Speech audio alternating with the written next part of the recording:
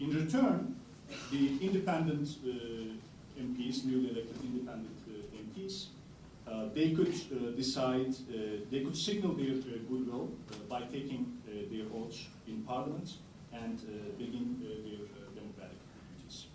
Thank you for listening.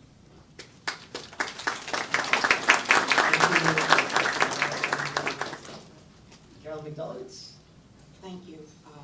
I want to thank Gono for inviting me here today, and to thank her for the sweeping mandate in which she assigned me to talk about the U.S. view of the elections and the implications for the future. The official U.S. view of the election and the aftermath of the election was very brief. The State Department congratulated Turkey on holding free and fair elections. They were also very transparent, and I think, as some of the other speakers have suggested, I think it's a tribute to Turkey that the turnout was quite superb, although it always is pretty good in Turkey because voting is required. The parliament that will take office tomorrow is also the most representative parliament in recent times. Because of the fall away of the small parties, over 90% of the voters will have representation in Parliament. I think this is very unusual, and it is the first occurrence in recent times. There's very little disenfranchisement, and that is important for Turkey. The U.S. officially had no horse in this race. The United States horse was and always is Turkey because of its importance as an ally. In town, think tanks have certain preferences for one party or the other, but not the U.S. government, really. There's been a suggestion in the press that the State Department prefers one candidate, or the White House another, or the Defense Department the third. This is, again, only speculation, and I don't know that anybody can really corroborate what's going on in those places at the moment. But the United States does have a big stake in how the government that was elected implements its agenda. And everybody on the panel in one form or another has talked about the Constitution as the highest priority of the government and how it will be drafted and what it will contain. Prime Minister Erdogan has said that he wants to operate with consultation and consensus. He said he will knock on the Republican People's Party's door, and Mr. Kılıçdaroğlu said he will open the door, which is very nice. Will he also knock on the door of the Peace and Democracy Party, the Kurdish party, which, as everybody also has said, is one of the most pressing issues in Turkey and needs to be done? During the campaign, Mr. Erdogan conflated BDP with PKK as a terrorist group. He also said he would have hung Abdullah Öcalan, the head of the PKK, which didn't necessarily go over well in the southeast, although AKP didn't do badly in the southeast.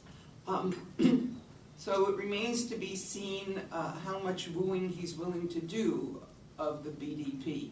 And I think the test will be, with the case of the Kurdish MP, Mr. Dicle, there can be a grand bargain. I'm not pessimistic. I don't see necessarily an apocalypse coming because of what's going on. If people recall, Mr. Erdogan was not elected in 2002, and there was a workaround, and lo and behold, he eventually was seated in Parliament and became Prime Minister. You could have some kind of a grand bargain with CHP, because several of its members are also in prison.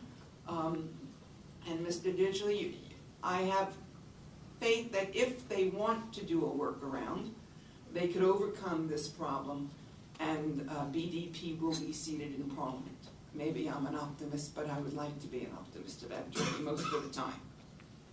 So what are the issues with regard to the Constitution, as well as the laws that will be confronting Turkey and will also be viewed from the United States? And with regard to domestic politics, and obviously foreign policy was on the table this morning and will be at the next panel.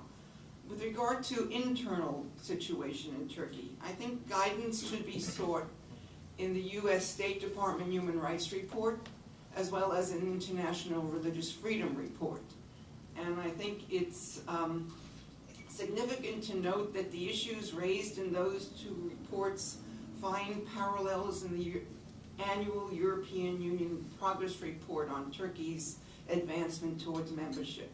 Now, whether the EU accession process has fizzled the way Professor Eiden said this morning, or whether the EU is still on the agenda, as Mr. Collins said during his speech, I think the progress report is an important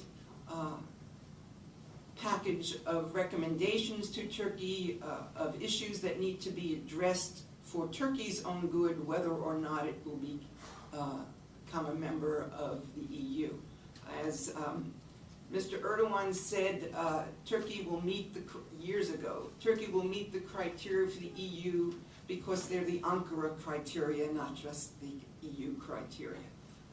So I have several issues that I would highlight that obviously reflect my own biases that are emphasized in the Human Rights Report and the International Religious Freedom Report that are important to see Turkey address, either in the Constitution or in the implementation of amendments to the Constitution that were already passed last September, or in the implementation of laws that have sort of just sat on the back table and never really been brought forward to active implementation. So I think these are issues that the United States has addressed over and over again with the Turkish government, and that I would anticipate the United States officials will continue to raise with their Turkish counterparts.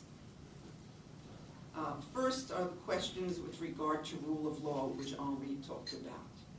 There are a lot of problems with the implementation of rule of law, and I think it's interesting that if Turkey wants to be an example for its neighbors with regard to a country that is ruled by rule of law, that it addresses its own problems at home first.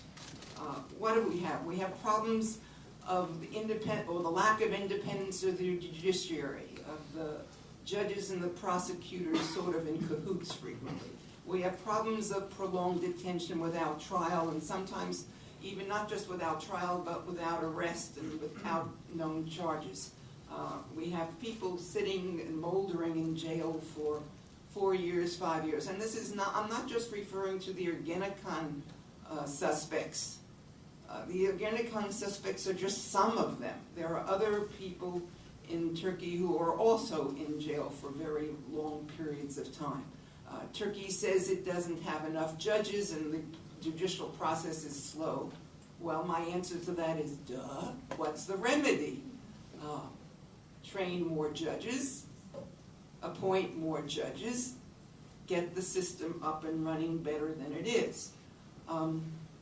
There's also the issue of gender equality and women's issues. During the campaign, the Prime Minister talked about reconfiguring the ministries, streamlining them and having fewer in the next government. One of his suggestions or his preferences is that the Ministry of Women and Family Affairs will become the Ministry of Family and Social Affairs. Does that, this is a real question, downgrade the issue of gender equality and women's rights? The Prime Minister also encouraged Turkish women to have 3 children and talked about his opposition to child care.